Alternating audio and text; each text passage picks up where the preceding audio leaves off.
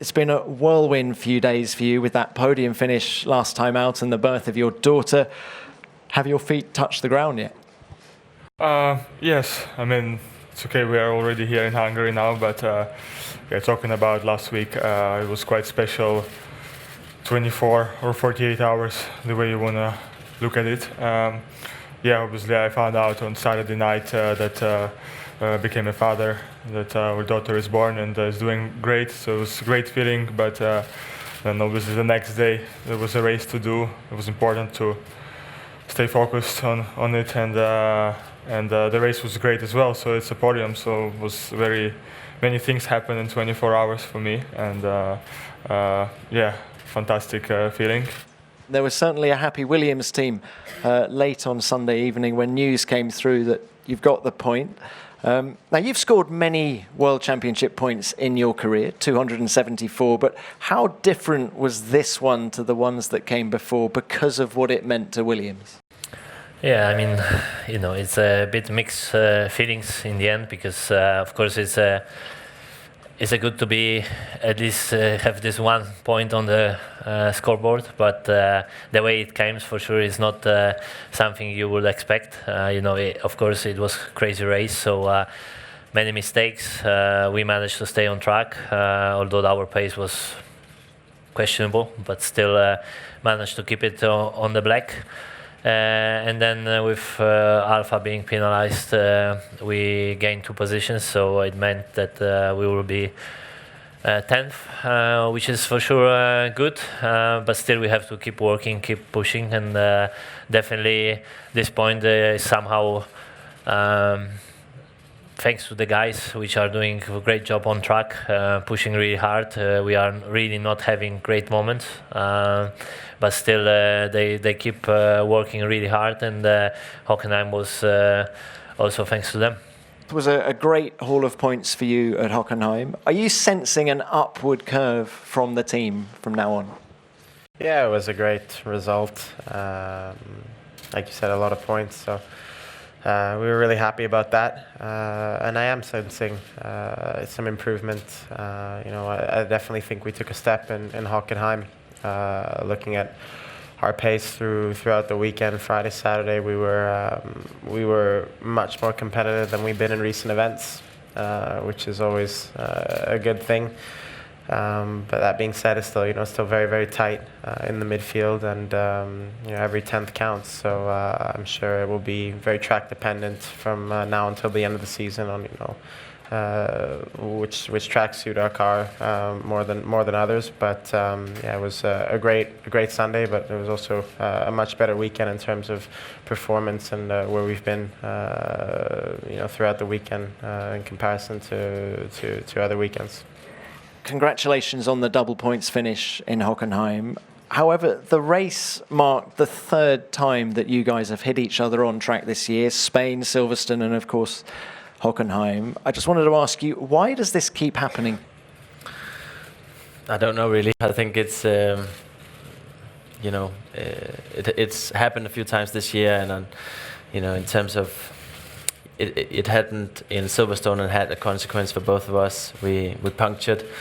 I think that was pretty unlucky to have 2 cars puncturing for such a small contact, and there was no bad intentions from neither of us in that moment. It was just we came together and then punctured, and then and later in the race you see other cars flying into each other, flying over the track, and nothing happened. So got to look at that as well, that to say that it just bad luck really, and that's pretty much it. Oh, we love each other. That's what we get on, have a bit of a kiss on track.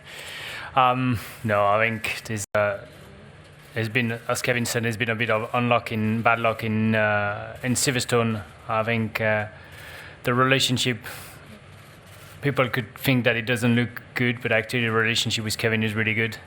We phone each other once a week or so, and sat down and said, look, what can we do better, just to make sure that that's not happening again. Obviously, we've got the same car, so it's happening that we are side by side on track more often than with a Mercedes. for example. But there are things that we can probably do better. I think the most important here is that we always try to do our best for the team and give our best. And maybe just the cursor wasn't well positioned on some of the occasion we had. And we're just going to make sure we get better from there. But honestly, the relationship is very good, and we actually I like working with Kevin. Maybe he doesn't, but I think he likes also that we work well together and we get on nicely. And Kevin likes working with Romain? No, absolutely, and I mean... Just don't say no now. No, I think, in the heat of the moment, we're blaming each other on the radio and stuff like that, but, what people don't see is that we get together between the races and talk it through and, try and be constructive and move on in a constructive way. And, apart from those incidents on track, I feel like we have a pretty good working relationship, and actually, Romain is a cool guy, and we actually have a good time when we go to work. A relationship is good. When you're driving at 300 kph, obviously you're not going to say, "Oh, please, I think I was in my right and he was in his wrong, and would you mind if I give me the position back? But if I may, only please, just say, just give me the position." So, unless you want us to be very, very boring, then I'll remove the microphone from the helmet. Then I think it's always going to happen, and it's still his fault, but that doesn't really matter, does it? Can you tell us a little bit about the mental transformation of the past few years, from being out of F1 to getting back to the podium? Well, I think it was important to obviously realize the points that you can improve as a driver and as a person before my comeback to Formula One. Obviously, it wasn't easy to lose the seat in Formula One, and at some point just thought maybe that there was no way back in for me. But I think since I got the call back in, it was important to come back very prepared and better mentally prepared as well, I think. And I think now all this work is paying off, and I'm very happy with how the things are working out. I'm happy with the people around me, with the team around me, how we work on things, and it's important that now I feel a much better driver than when I was in the past. There has been some talks about the possible return of refueling into the sport. What's for you on that, and do you think it's a good idea? If I may, I jump in for the GPDA on that one, because I think if you guys agree, no, okay, go. No, go ahead. It's okay. Save me doing what I say all the time.